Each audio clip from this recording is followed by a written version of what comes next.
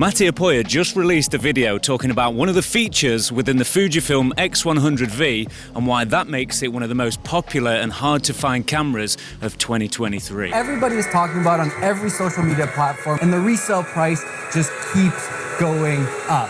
Now, I'm not disagreeing with him because the feature and the camera he's talking about is fantastic. But what if I told you that you didn't have to hunt that camera down to get that feature? Because the camera I'm going to recommend means you're not just stuck with taking photos. This camera shoots photos and professional video. Oh, and it's full frame. Let me explain.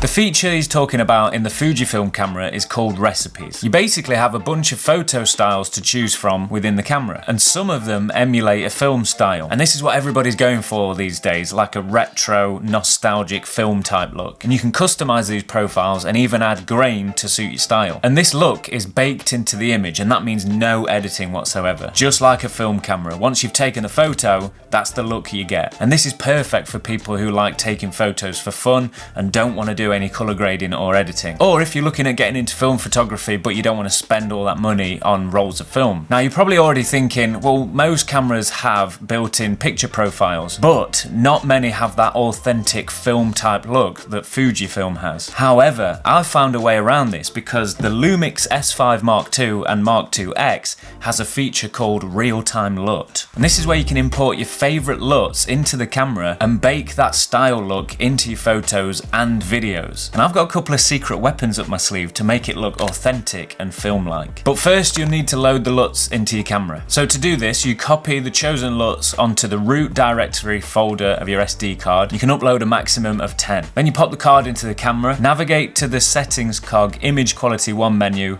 select LUT library and click on one of the empty slots and press load. Now in the main menu, click photo style. And if you scroll along, you'll see real-time LUT. And you can load your LUTs here, but I don't use this method because it's quite limited, and you'll see what I mean in a second. Instead, I use one of the My Photo Style slots because you can choose a picture profile as a base, change a bunch of settings, then add a LUT as well, so it's way more flexible. I've altered a bunch of settings, you can do it your way to suit your style, but here's my favourite thing. Because LUTs don't export with grain information included, if you choose the profile L Classic Neo, you can actually choose the grain and the grain amount as well, and whether or not you want the grain saturated.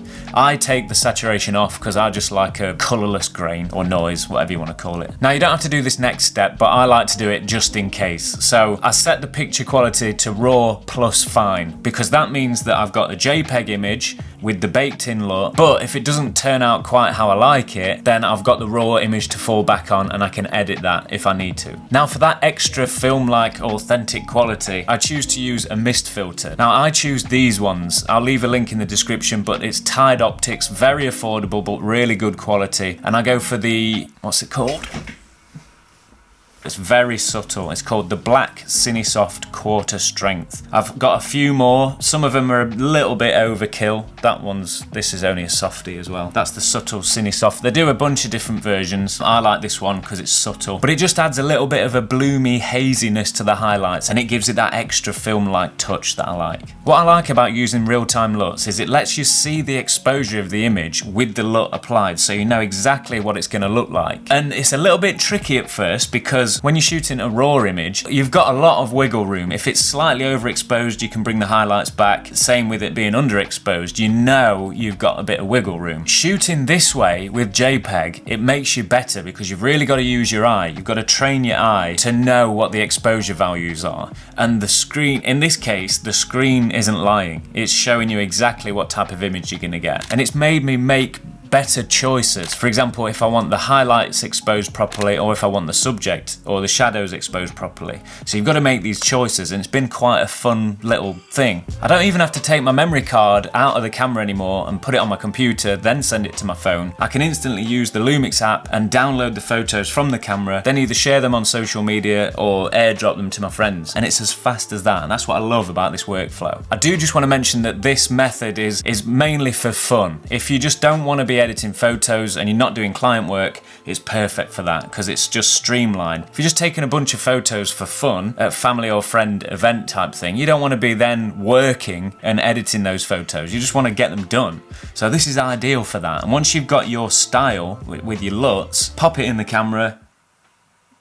You can have 10 different styles and it's already edited for you. It's great. Right, I hear you asking, what's this secret weapon you had up your sleeve? Well, let me introduce you to Film Convert. I've got a full video about it coming very soon, so make sure you subscribe so you don't miss it. But in a nutshell, it emulates different film stocks and it makes your digital video footage look like film. And one of the features it has is that you can export Luts straight from the plugin. So once you've chosen your film stock and dialed it in the way you want it, just click the export to desktop and then drag that LUT into your camera like we did before. And because these are created to look like real film stocks, your photos and your videos are going to have that authentic retro look as well. And it's awesome. It's so good. You're probably thinking, Sam, these don't look like Fujifilm images, but the great thing about this software is you can either emulate a traditional film stock or customize them to make your own. And that's exactly what I've done. I've made these look the way I want them to. Whether you're trying to emulate something exactly